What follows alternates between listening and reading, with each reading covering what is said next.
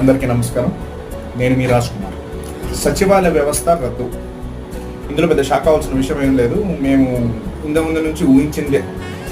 ఎందుకురా అంటే ఇప్పుడున్న ప్రభుత్వం జగన్ గారు ప్రవేశపెట్టిన ప్రతి పథకాన్ని, ప్రతి సంక్షేమ కార్యక్రమాన్ని, ప్రతి విషయాన్ని నిర్వీర్యం చేయాలనే ఆలోచనలో ఉన్నట్టుంది.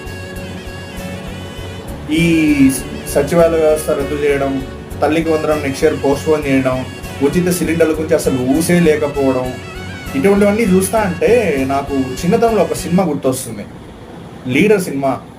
అందులో గొల్లపూడి గారికిను మరి మన హీరో రానా గారికి ఒక సన్నివేశం ఉంటుంది అసెంబ్లీ సెషన్స్ జరిగినప్పుడు. అక్కడ ఆ సన్నివేశంలో గొల్లపూడి గారు ఏమంటారంటే, ఒకరి దగ్గర బిర్యానీ ఉందనుకో, ముక్క లాక్కుంటే వాడు అన్నంలోకి పప్పు వేసుకున్న రసం వేసుకొని తింటాడు.